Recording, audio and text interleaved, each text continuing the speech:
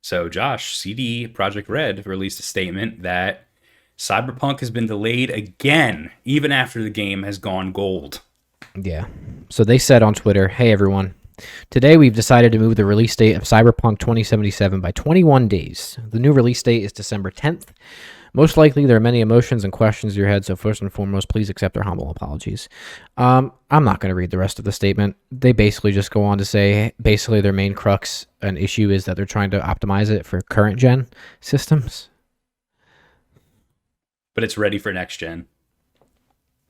They're going to try to optimize it for current gen systems and make sure it runs smoothly and whatever, man. Serenity now! Serenity now! Whatever. This game is such a fucking mess. It's a disaster. It's a nightmare. They should be ashamed and disgusted. And let me preface by saying I don't care about, like, I totally am on board with delaying games if it means that your final product is going to be better, right? That's not my issue with this. I have no problem with devs delaying and studios delaying games so that ultimately their game is better. What's that famous quote from the Nintendo guy? A bad or when you, whatever, you know what I'm saying? The famous quote from the Nintendo guy. Yes, I know what you're talking about. A bad game is bad forever. A delayed game is good eventually, or something like that. I don't fucking know. Whatever. You know what I'm talking Close about. enough. Close enough. Something like that. I'm paraphrasing. My issue with this is, first of all, it's bad. Okay. You have delayed this game so many fucking times. I mean, this game has literally been in development for almost 8 years, and you have delayed it so many times.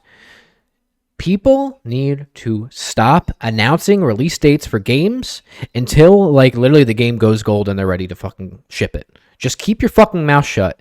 And every studio that owns or is going to fucking announce one of these games, big studio, small studio, just keep your fucking mouth shut until you're like, okay, we're confident about hitting this target. And I'm not saying that they weren't confident about hitting all their release dates, but it's a little ridiculous at this point that you've delayed it, what, 10, 15, 873,000 times, however fucking many times it's been. Just stop. Just keep your fucking damn mouth shut. I don't think it's been that many times, but yeah. Just stop, man. Yeah, I see your point here. So I'm on both sides. Like, I can wait. That's fine. I can wait.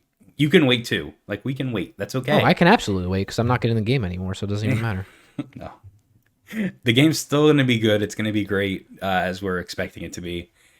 You're right, though. They shouldn't launch, or they shouldn't announce the launch date so far away, because especially with a game like this, there's so many things that have changed during the development cycle. First, they say, it's going to come out this day. Then they delay it. And then they say, oh, no mandatory crunch. And then guess what? There's mandatory crunch. And then even after they announce the mandatory crunch, they delay the game again.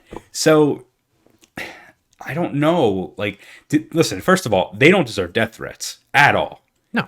And there's people saying they're going to burn people's families alive and kill them. And, like, they know where they live. None of that's acceptable. And if that's how you choose to react to this news, please don't listen to our podcast, because you're not the kind of people we want watching us.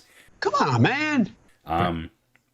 But it is laughable. The game went gold. This has not happened many times where a game has gone gold and they delay it. Right. Now, don't get me wrong. Saying a game's gone gold doesn't mean it's done. It just means that it's completed at a state in which they could put on a disc and start distributing or manufacturing copies. Right. What they're working on right now is a patch. Right. So I'm interested to see if, when the game does come out, if you can play it without an update, without the day one update. And I'm curious to see what state the game is in, because that's the state the game was in when they made the decision to delay it. So that would be interesting if someone could, delve into that a little later this year. Yeah. And there's another really abysmal part to this.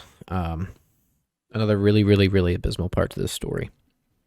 And that abysmal part is, Brett, comes from Jason Schreier, who seems to be this fucking fountain of information with everything abysmal in the gaming industry. And he said on Twitter right after the delay, Cyberpunk 2077 getting a 3-week delay is unusual, but probably won't change much for the developers, many of whom were going to be crunching into December anyway for a post-launch patch. And he says that he hopes reality is becoming clearer to those who try to deny it, whatever. He continued by saying a CDPR dev, so CD Projekt Red dev, told him that they just clocked a 100-hour work week. Okay, and another former dev just told him that they saw some of their friends there and they looked, quote unquote, physically ill. And then he asked people, kindly get the fuck out with the, but, I work long hours too responses. There's another part to this, but I want to hear your haptic reaction to that.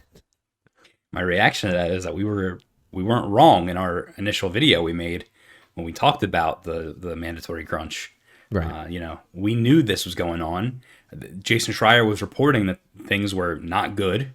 And people were just ignoring that and reading the headline and saying, oh, I crunch all the time in my job. Oh, I work long hours too. This is normal. It's not. And it's especially not normal when your company head, your president of your company says, I promise we're not going to mandatory crunch. Right. But even if you think it is normal, it shouldn't be normal.